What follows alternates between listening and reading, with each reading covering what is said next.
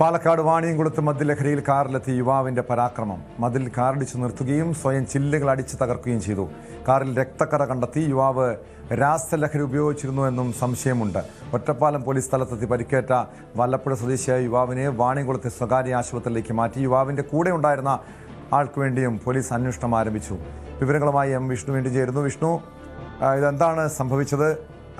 ഈ ലഹരിയിലുള്ള ഒരു അഴിഞ്ഞാട്ടമായിരുന്നു ഇത്?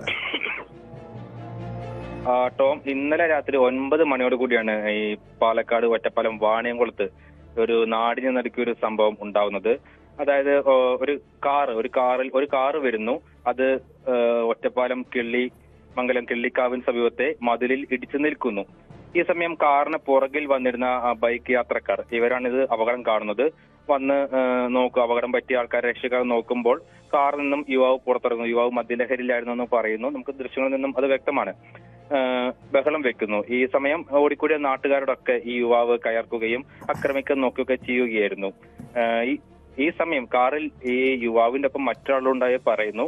ഇയാൾ ഓടി രക്ഷപ്പെടുന്നത് കണ്ടതായും ഈ ബൈക്ക് യാത്രക്കാർ പറയുന്നുണ്ട്.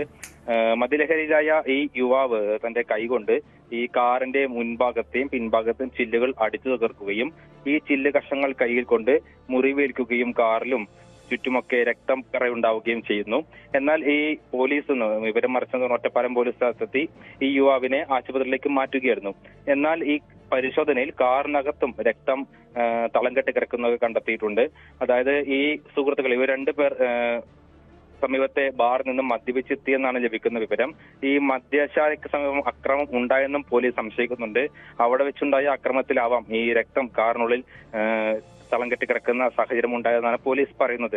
എന്നാലും പ്രതിയെ വാണിയംകുളത്തെ സ്വകാര്യ ആശുപത്രിയിൽ അങ്ങനെ ആരെങ്കിലും ഒരു പരാതിയുമായി പോലീസിനെ സമീപിച്ചിട്ടുണ്ടോ? അതോടൊപ്പം ഇയാൾക്കൊപ്പം ഉണ്ടായിരുന്ന വ്യക്തി ആരാണെന്ന് തിരിച്ചറിയാൻ കഴിഞ്ഞിട്ടുണ്ടോ?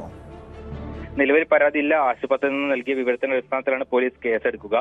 ഈ യുവാവിനെ ഉച്ചയ്ക്ക് ശേഷം ചോദ്യം ചെയ്യും. തുടർന്നാണ് കൂട്ടുകാരനെ കുറിച്ച് വിവരങ്ങൾ ലഭിക്കുകയുള്ളൂ. സുഹൃത്താണെന്നാണ് ലഭിക്കുന്ന വിവരം. ഇയാൾ ഇപ്പോൾ ഒളിവിലാണ്. ഇയാളെ കണ്ടെത്താൻ കഴിഞ്ഞിട്ടില്ല. പോലീസ് അന്വേഷണം നടത്തുന്നുണ്ട്. ടോം,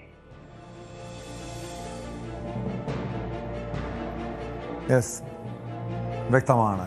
എം വിഷ്ണുവാണ് വിവരങ്ങൾ നൽകിയത്. കൂടുതൽ വാർത്തകൾക്ക് News 18 Keralam YouTube channel subscribe ചെയ്യുക.